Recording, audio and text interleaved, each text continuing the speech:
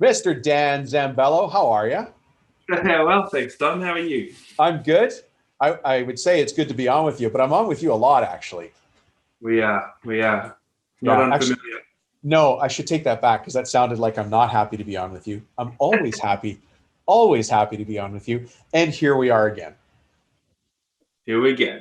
Yeah, well, some people may not know Mr. Daniel Zambello. So, Dan, who the heck are you? And how do you come to be speaking to this worldwide group of forward facing cabinet shop business owners? All right. Well, I'm a cabinet maker myself of about 15 years.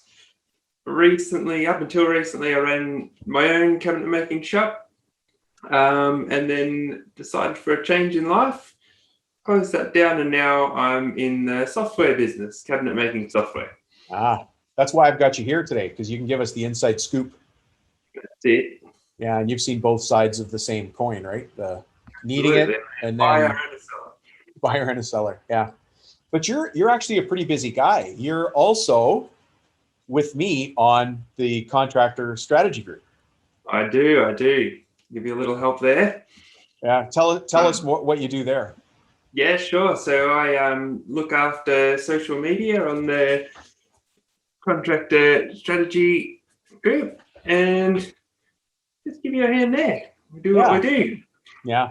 I actually really appreciated the insights you bring to the work we do there because I think you and I both appreciate data and making decisions based on good data. Love Right. data. Yeah. And sometimes it's about asking like, are we looking at the data the right way to make the right decisions? Absolutely. Yeah. But I was actually pleased to know that you also do the same thing. You're a busy guy. You do the same thing for CMA. Correct. Yeah, we've got that's the Australian Cabinet Makers page on Facebook, which it's getting quite a following now. Yeah. You're a busy guy. I'm glad we got you, Dan, for maybe the better part of an hour here. Thank you. Yeah. Happy to be here. Yeah. So listen, today I've got you here because I wanted to pick your brain. I pick your brain all the time anyway, but I wanted to pick your brain in front of everybody else, just about how to buy cabinet software. Because like you said, you ran your own shop and you have now gone to the other side. Maybe I'll start with this question inside the whole scope of how to buy cabinet software. How do I know I even need cabinet software? Like what's going on? What does my company look like where I realize, hey, I need cabinet software? Good start. I would argue that anyone needs it anytime in this day and age. But that might be a little biased. Some guys in a small shop, most commonly, they might be drawing by hand still, which is completely fine. But in the day and age we're getting to, there's an expectation that you're going to have professional drawings. Yeah. It's a huge selling tool to the customer. But probably more importantly than that, it's just saves you a lot of issues along the way because it's all there. A customer can sign it off, approved, and then less troubles along the way. Yeah, obviously clear communications and things like that. Absolutely. Yeah. How does cabinet software help with estimating or any other part of the process? Yeah, sure. So as far as estimating, a lot of the packages have that built in where you could be entering all your cabinets and then getting materials lists, hardware. The more time you put into setting that up, the more accurate it can be. It can be to the dollar. Isn't that true? It's I know that we all of us do this with all software. You know, you might get a CRM, which is the customer relationship management software. That's where I have Daniel Zambello as a contact and all your phone number and your email and the last time we talked, that kind of thing, right? But people often complain to me. They're like, "Oh, Dom, we got a CRM, but it doesn't work very well." Mm. And then I respond back and say, "Well, how much do you use it?" "Oh, I don't know, not much. It doesn't work very well." But it's a catch-22. You have to actually use it and feed it data for it to start having value. And the more data I feed it, the more value it has.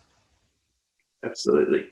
Yeah. Is it the same then with the cabinet softwares where I'm giving it parameters and product types and variables? Very much so. The more you put in, and that comes with training as well and teaching yourself along the way, the more you get out of it. And it's an important first step because it can be very daunting at the start. It's a lot to learn. Yeah. They really got to push through that start, and then it just slide down the other side of the hill and enjoy with all the benefits of it. So how do we do it? How do we buy cabinet software? How do we buy the right one? How do we pick that problem apart? And then how do we make sure that we're getting the most out of it? Yeah, sure. So the most ideal situation is that you're planning ahead, well ahead, giving it time and researching. A lot of guys jump in at the last minute. They get very busy with work and say, oh my God, it's time, we have to do it. And it's a forced rush decision. So if you can plan ahead, look at it as something that, maybe going to do in 3 to 6 months, if even more if you need it. Yeah. Just give it that time so you can look at the different products that work out which one's for you. Yeah. And so when you've seen it done successfully, are people just planning it in their head, or are they creating their own documents, their wish list, their questions? Like what does good planning look like to put any software in place in any business? Yeah, most often it can be something in your head. It doesn't have to be a thoroughly 10-page document looking at everything. There's a lot of it's feel. You're doing demos and you're talking to sales reps and peers in the industry, and you get a gut feeling and it feels right. Yeah, I guess talking to your peers as well about what they're using and how they're using it. People around your same size of business. Yeah, absolutely, and everyone's very willing to share. And on that, just really delve into. Ask the questions. Very often I see it a lot where people might ask, what should I get? And it's people to say, I get this. We've got it. It's good. I don't get this. It was a nightmare. You need to look into it more, because often maybe it was a nightmare because they didn't put the time into it, or they bought something that wasn't right for them. So delve in, really. Yeah. A lot of research. It's interesting. Who would have thought the woodwork business was actually going to become a software business one day? Exactly. Right? Exactly. It's so much of it is automation and software. And I don't think many of us got into the woodworking business thinking, oh, I want to work on computers and software. You think, I like the smell of wood and sawdust. And here we are kicking and screaming, right? Yeah. A lot of. Yeah. So stage one is planning. How many stages are there? Okay, well, really, there's 3 key stages. So a little bit more on planning. Do your research, demos, talk to people. Something that's important is there's a lot of software out there, and one's not necessarily better than the other. It's very important to think about it as what suits me. Right. So I have sort of put it into 3 stages there, and I say, what is the most common work you do? What is your sometimes work? And what is your future work, where you see yourself going? So you want this package to do your most common work, no problems, all day, every day. The things that you do most commonly, it should be not a problem. Yeah. Your sometimes work, you might have that job, you don't really want to do it, but it's a customer who's very good to you, so you'll do it for them. It's a new customer. If you're going to get this job, it's a good thing, so you'll do it. You want the software to be capable of it, but it doesn't have to be a cinch. Maybe it's a little tricky, but you'll get it done. Yeah. So test it that way, and then have a look at your future. Where do you think your business is going to go in 3 to 5 years? What do you want there? What's it going to look like then? Are you going to have 20 guys and, pushing out 10 kitchens a week, something like that? How would the software look handling that? And sometimes the answer to that question is it won't, and that can be okay because it's got you there. Because it's phases. Yeah, it's good for here, perfect for where we are, and we'll make that other decision later. Yeah, so that might be okay because it's paid its way and you've still got it. Yeah. And it might also be able to grow with you. You can get a module and it can handle that. So they're the 3 stages. One other thing to touch on on planning is get an understanding of costing and also costing of a CNC machine, because another common problem is that the money will be heavily invested into the CNC but not considered for the software, which is essentially the brain of the machine. Right. So you might end up with a very fit body but no brain. And this is where you make all the gym, going to the gym jokes about the meatheads out there that are, good at lifting weights, but not so smart. Exactly. Yeah. Be fit and smart. What's that? Sorry? Be fit and smart. Yeah. One of the problems that I've been guilty of with software in the past is that I start with a key need, estimating or drawing or whatever. And then I think, oh, but it would be great if it did this too. Oh, and it'd be perfect if it did this. And I end up getting, I need a racehorse, but I end up getting a donkey because I want it to do everything. Yeah, I can ride it, but it won't go fast. Yeah, it's strong, but it's not the strongest. Yeah, it's small and it's easy to fit. It's compact, but it's not pretty. And so I end up getting really a compromise instead of getting the best of the elements I need. Do you often find yourself in those kinds of conversations when you're talking to people? Yeah, it's like a jack of all trades but master of none type situation. I do with software.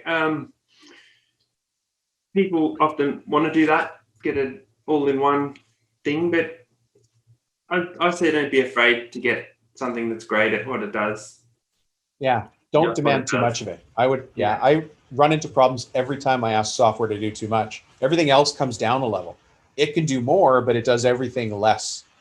Exactly. Less quality. Yeah. And now the further along we get in time, the more they talk to each other. So it's not uncommon to be able to get one piece of software that talks to another, and yeah, of course, very well now. So I say just focus on what you want it to do and make sure it does that well. Yeah, perfect. So stage 1 is planning, and then what's stage 2 of buying cabinet software? All right, so stage 2 is you pick your software, get excited, and here you go.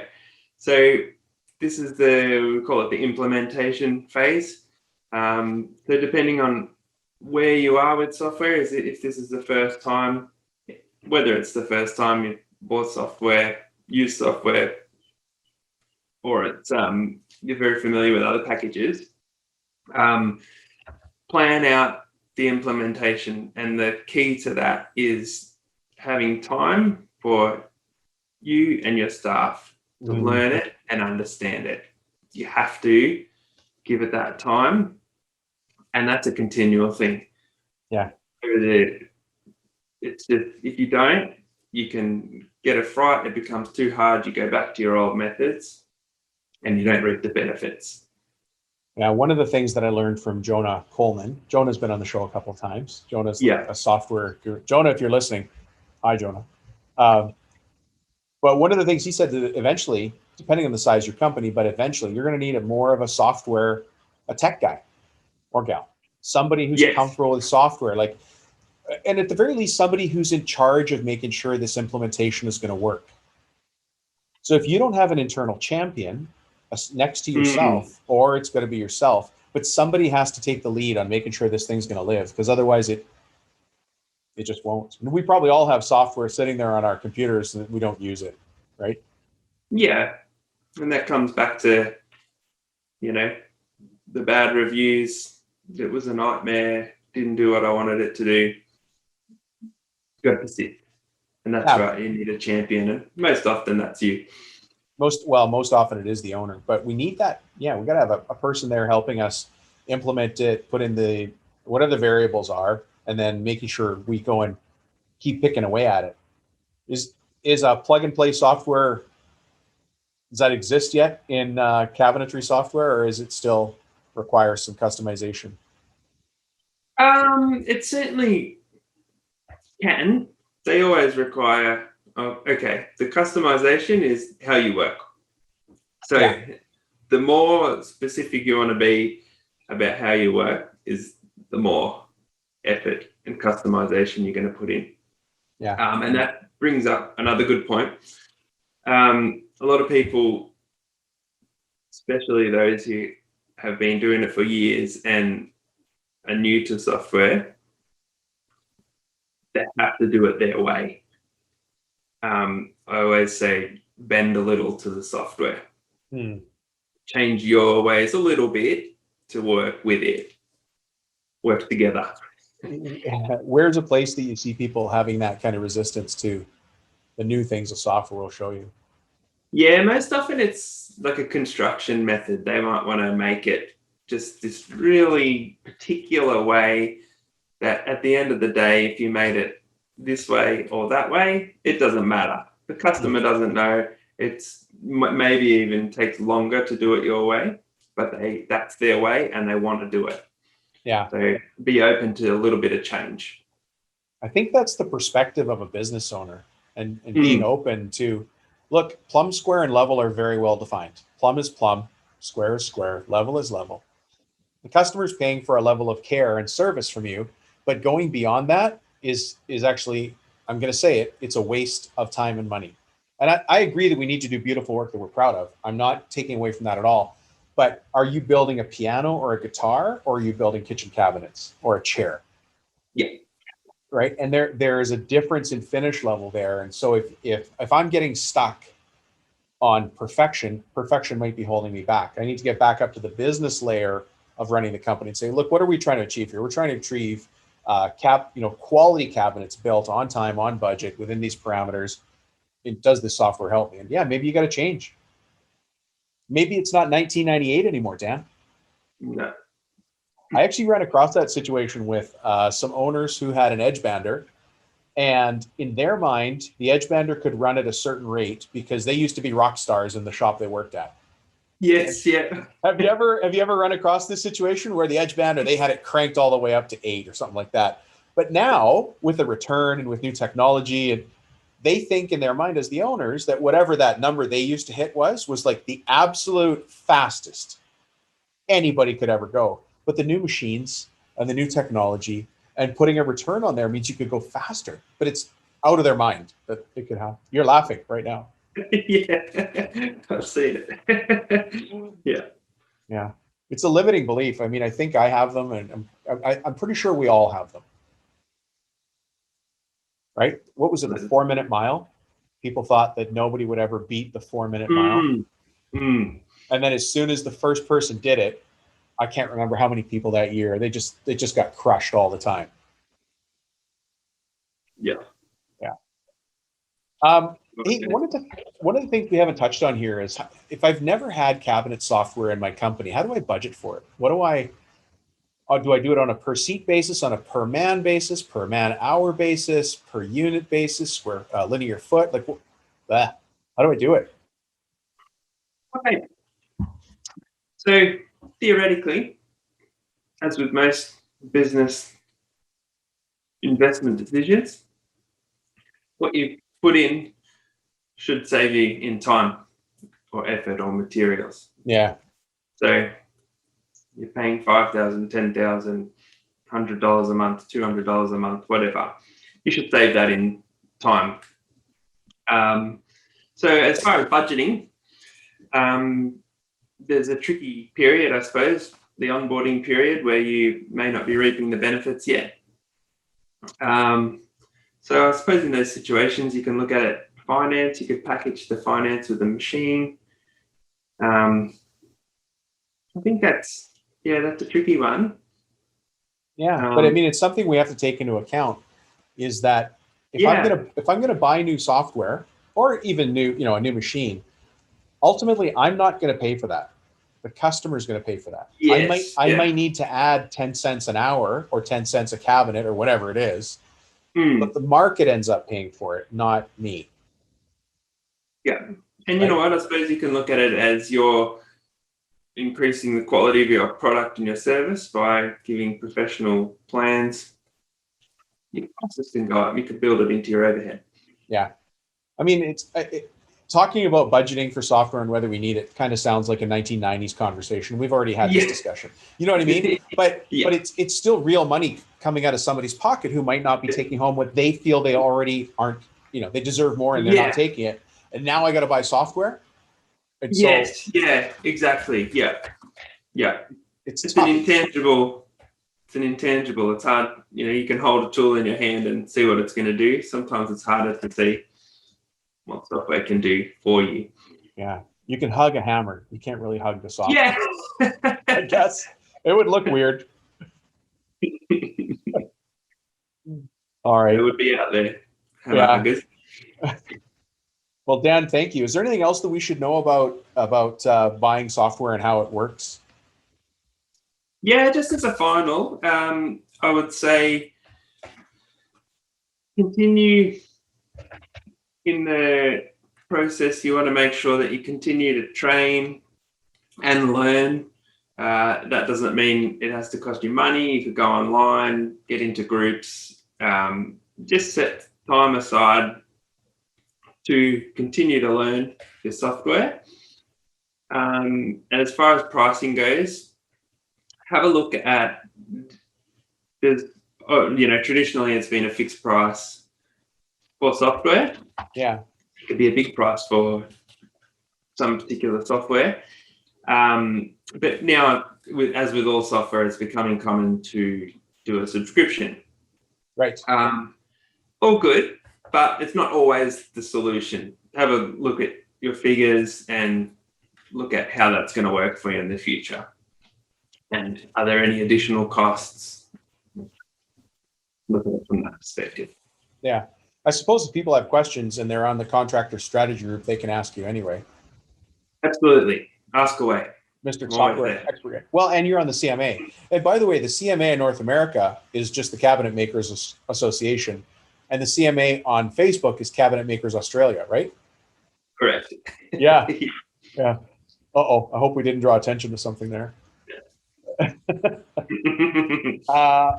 Actually, if anybody wants to get in touch with you and have more conversation about anything in cabinetry, how do we find you in this big wide world? Yeah, sure. So you can find me on the Contractor Strategy Group. You can find me on the CMA Facebook page. And I'm at CabMaster Software, so you can get in touch with us there too. What's your email address? Okay, it's Dan Z, DANZ at CabMasterSoftware.com. Dan Z at CabMasterSoftware.com. That's me. Fantastic. Well, Dan, thank you very much for being on the show. And my pleasure. Thanks for having me. Yeah, and I have to say personally, thank you for helping me with the Contractor Strategy Group. It's amazing amazing how much strategy actually goes into the back end of that thing. People would be surprised. Yeah. All right, Dan, thanks for joining us here. Hope to have you back again soon. Thanks, Tom. Bye-bye.